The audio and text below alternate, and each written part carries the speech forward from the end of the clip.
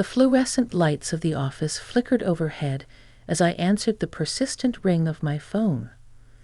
An unfamiliar number displayed on the screen, and a sense of foreboding crept over me. Little did I know that this call would shatter the fragile facade of trust in my marriage. "Amber, it's David," a voice crackled through the phone, urgency woven into every syllable. David, Bella's husband, and unbeknownst to me, a silent ally. "You need to check your bank account. Something's not right." Confusion lined my face as I navigated to my banking app. The screen revealed a string of transactions, withdrawals, purchases, and a plane ticket reservation. My heart sank as I connected the dots. Chuck, my husband, had swiped my ATM card without a word, embarking on a clandestine trip with his sister Bella and her husband. In a whirlwind of emotions, I dialed Chuck's number, my fingers trembling with each press of the button. He answered with a casual, "Hey, babe, what's up?" "What's up?"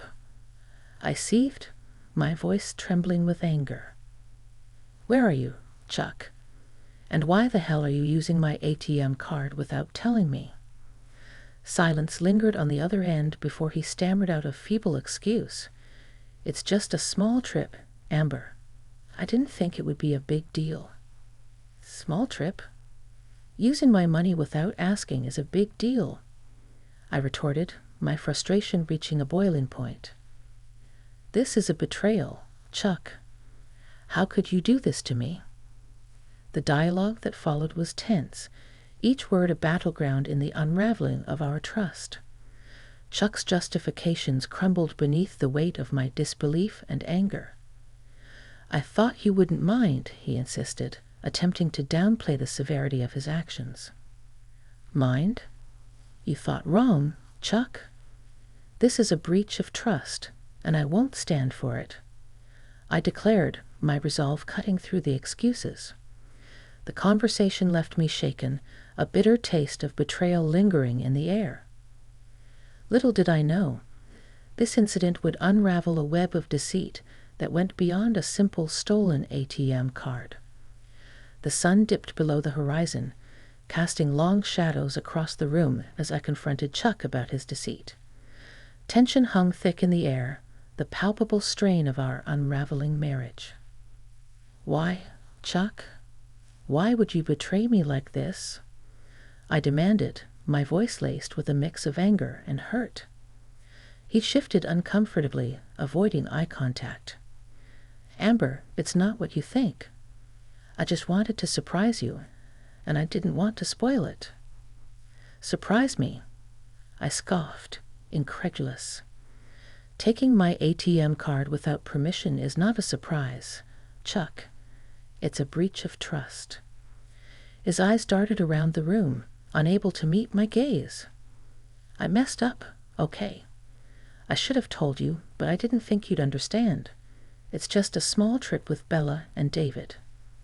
"Small trip or not, Chuck, that's not the point," I shot back, my frustration boiling over. "We're supposed to be a team, partners. You can't just make decisions like this without consulting me." He sighed, a mixture of guilt and frustration etched on his face. "Amber, I know I messed up, but can't we talk about this later? I don't want to ruin the surprise." I shook my head, the disbelief lingering. "The only surprise here is how little you value our relationship. You've jeopardized our trust, Chuck. I don't even know if I can believe anything you say anymore." As the confrontation continued, the cracks in our marriage widened. Chuck's attempts at justification fell flat, and the gravity of his actions began to sink in. The room echoed with the harsh truths that had long been swept under the rug. "You need to understand, Amber. This wasn't about hurting you. I just wanted to do something special," he pleaded, desperation in his eyes.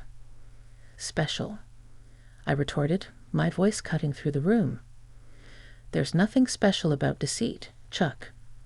If we can't be honest with each other, what's the point of being together?" The confrontation left an indelible mark on our relationship, a turning point that forced us to confront the deeper issues that had festered beneath the surface. Little did I know, this confrontation was just the beginning of a journey that would reshape the course of my life.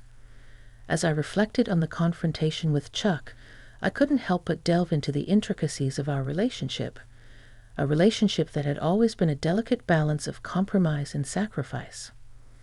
Our story began in the mundane corridors of the workplace.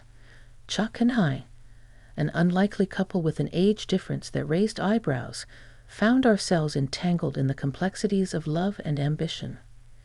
Fate played its hand, placing me in the position of his supervisor despite my relative youth. Our professional roles became a backdrop to the budding romance that eventually blossomed. "Amber," he would say with a playful smile, "you're not just my boss. You're the boss of my heart." His charming words masked the underlying differences in our aspirations. Chuck, a traditionalist at heart, dreamed of a family-centric life. He envisioned a cozy home filled with the laughter of children, a scene straight out of a storybook. On the other hand, my passion for my career burned brightly, and I couldn't fathom relinquishing it for the sake of a domestic ideal. "I want us to have a family, Amber. It's the natural next step," he proposed one evening, his eyes earnest. I sighed, torn between love and ambition. "Chuck, I love you, but I'm not ready to give up on my career. Can't we find a middle ground?" And so the negotiations began. We compromised, deciding to prioritize the wedding and establishing a home before delving into the complexities of parenthood. Little did we know, this compromise was a fragile truce that masked the differing foundations of our dreams. As our relationship progressed, so did the complexities. Chuck's sister, Bella, entered the scene with an attitude that clashed violently with my own. The first meeting was a harbinger of the challenges ahead. "Bella, this is Amber, my girlfriend," Chuck introduced with a hopeful smile. Bella's eyes narrowed as she looked me up and down, her tone laden with skepticism. "Girlfriend, huh? Hope you're not planning to stick around for too long." The tension hung in the air, a foreshadowing of the storms to come. As our lives intertwined further, the roots of discord deepened, setting the stage for a tumultuous journey that would test the resilience of our relationship. The echoes of Bella's disdain lingered long after our initial meeting. Her confrontational attitude became a persistent storm cloud in the skies of our relationship, casting shadows on what should have been a joyous time. "Bella, this is Amber, my fiancée," Chuck announced proudly during our engagement party. Bella's response was a thinly veiled sneer. "Fiancé, huh? Well, good luck with that." Her disapproval turned into something more insidious as she began to weave her way into the fabric of our lives. The first sign of trouble came when she approached me with a seemingly innocent request. "Amber, I hate to ask, but we're in a bit of a bind. Could you lend us some money? Just a temporary thing, you know." Bella's voice dripped with false sincerity. Caught off guard, I hesitated. "Temporary? How much are we talking about?" Bella's eyes narrowed as she seized the opportunity. "Oh, just a couple of $1,000. It's for something urgent, and we'll pay you back as soon as possible." Little did I know, this would be the first of many requests, each one more audacious than the last.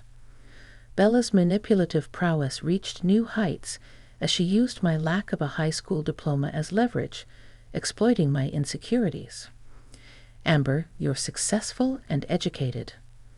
I hate to admit it, but David and I are struggling," she confessed, her eyes welling with fake tears. "I didn't finish high school, and it's been so hard for us. I just want the best for our family." Her words cut through my defenses, and I found myself reluctantly lending her money, believing that I was helping a struggling family find their footing. Months passed, and the borrowed amounts escalated, reaching an astonishing $17,000. I was blinded by a false sense of obligation and the hope that, one day, Bella would fulfill her promises of repayment.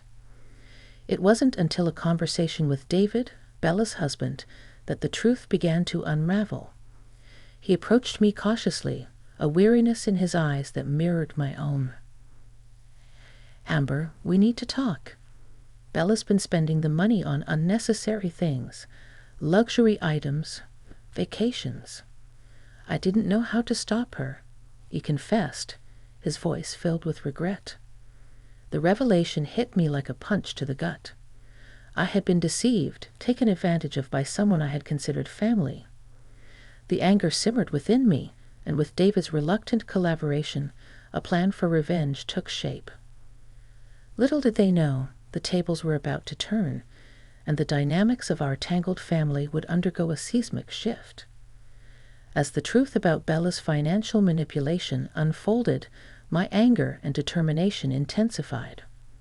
Armed with the unsettling knowledge that the money I had lent her was spent on indulgences rather than necessities, I knew I had to take control. "David, we can't let her get away with this. We need to expose the truth and make them accountable for their actions," I declared, my voice steely with resolve. David hesitated, torn between loyalty to his wife and the realization that their actions were indefensible. "I never wanted it to come to this, Amber. But you're right. It's gone too far, and I can't keep enabling her deceit." Together, we crafted a plan for revenge, a calculated move to reclaim what was rightfully mine and expose Chuck and Bella's financial wrongdoing. Legal actions were set in motion, demanding repayment of the borrowed funds, and the revelation of their deception would not be confined to the courtroom alone. The first step was to gather evidence, a meticulous process of documenting every transaction, every luxury item purchased with my hard-earned money. David, burdened by guilt, cooperated fully, providing insights into Bella's extravagant spending habits. One evening, as we sifted through bank statements and receipts, David sighed, remorse in his eyes. "I never thought it would come to this, Amber. I love my sister, but she needs to face the consequences of her actions." I nodded solemnly, understanding the weight of his internal struggle. "David, we're doing this not just for ourselves, but to put an end to this cycle of deceit. It's time for them to understand the consequences of their choices." The legal battle was arduous, a war fought not only in the courtroom, but also in the court of public opinion. The evidence we presented painted a damning picture of Chuck and Bella's financial manipulation, leaving no room for denial. The news of their deceit reverberated through our intertwined social circles, casting a spotlight on the skeletons they had hidden in their closet. As the legal proceedings progressed, Chuck and Bella's world crumbled. The facade of familial unity shattered, exposing the fractures beneath. Their attempts to salvage their reputation were feeble in the face of irrefutable evidence. In a courtroom confrontation, Chuck stammered, "I never meant for things to get this far. It was supposed to be a small favor, and then it spiraled out of control." My response was cold and calculated. "A small favor that cost me $17,000 and shattered the trust in our marriage. Your actions have consequences, Chuck." The judgment ruled in my favor, ordering Chuck and Bella to repay the borrowed funds. The victory, however, went beyond monetary compensation. It was a vindication of justice, a revelation of their true characters, and a decisive step towards my liberation. Little did they know, this was just the beginning of a journey that would lead me away from the toxic ties that bound me and towards a future of independence, resilience, and unexpected alliances. The courtroom became a battleground, a theater where the drama of betrayal and financial deceit unfolded. As the legal proceedings began, the air in the room grew heavy with tension, and the eyes of the judge seemed to weigh the gravity of our accusations. Chuck and Bella sat on the opposite side, their faces a mask of forced composure. The clinking of handcuffs, as they handed over their possessions to the court officer, marked the beginning of a legal duel that would expose their transgressions. The courtroom dialogue was a symphony of legal jargon, each word carefully chosen to present the evidence of their financial manipulation. My lawyer, a steadfast ally in this battle for justice, presented a damning case, unraveling the intricate web of deceit spun by Chuck and Bella. My gaze met Chuck's across the room, and in that moment, the reality of the situation hit him like a tidal wave. "I trusted you, Chuck. We were supposed to be partners in life, not adversaries in court," I whispered, my voice filled with a mixture of disappointment and resentment. His response was a sheepish glance away, an acknowledgement of the irreparable damage he had caused. As the evidence piled up, even Bella's defiance began to crumble. Her lawyer attempted feeble defenses, but the financial records spoke louder than any words. The judge's stern gaze bore down on her, demanding accountability. Bella, cornered and exposed, turned to me with a bitter expression. "You think you're so much better than us, Amber. This was just a game for you, right?" My response was measured and firm. "This was never a game, Bella. You exploited our relationship and manipulated me for your own gain. It's time for you to face the consequences." The judge's verdict was swift and unequivocal. Chuck and Bella were ordered to repay the borrowed funds, and their assets were seized to ensure compliance. The legal battle was won, but the emotional toll lingered. In the aftermath, Chuck attempted a feeble apology. "I never thought it would come to this, Amber. I'm sorry for what I've done." My response was a cold stare. "Sorry doesn't undo the damage, Chuck. You've shattered the trust, and we can't go back to how things were." With the legal battles behind me, I emerged victorious but scared. The court's judgment marked not just the end of a legal saga, but the beginning of a new chapter, one where I would rebuild my life, free from the shadows of deceit and manipulation. Little did I know, the resolution of this conflict was a catalyst for profound personal growth, setting the stage for the next steps on my journey toward independence and self-discovery. With the legal battles settled, a sense of resolution hung in the air. The victory in court marked the end of a tumultuous chapter, but the echoes of the past lingered, demanding closure. The courtroom drama had exposed Chuck and Bella's financial deceit, and the judgment ordered them to repay the borrowed funds. As the legal machinery churned, the reality of the situation sank in for them. In the wake of the judgment, I found a sense of closure that went beyond the monetary compensation. Chuck and Bella were forced to confront the consequences of their actions, and the truth had set me free from the shackles of their manipulation. Chuck, his demeanor humbled by the court proceedings, approached me tentatively. "Amber, I never thought it would come to this. I messed up, and I'm paying the price. I hope you can find it in yourself to forgive me." My response was measured. "Chuck, forgiveness is a process, and it's something I need to work through. But the court ruling doesn't change the fact that our trust is broken. We both need to move forward separately." The separation that followed was not just physical but emotional. I moved out, determined to carve a new path for myself. The condo I bought became a symbol of my independence, a space where I could rebuild and redefine my life. In the aftermath, I found unexpected support from an unlikely ally, David, Bella's husband. He approached me with a sincerity that had been absent in his sister's actions. "Amber, I'm sorry for everything Bella put you through. I never wanted any of this to happen." His genuine remorse softened the edges of my resentment. "David, I appreciate your honesty. Let's focus on moving forward positively for both of our sakes." As I settled into my new life, the professional arena became a source of solace and triumph. My career flourished, culminating in a promotion to regional director. The successes at work became a testament to my resilience and the strength I had gained through adversity.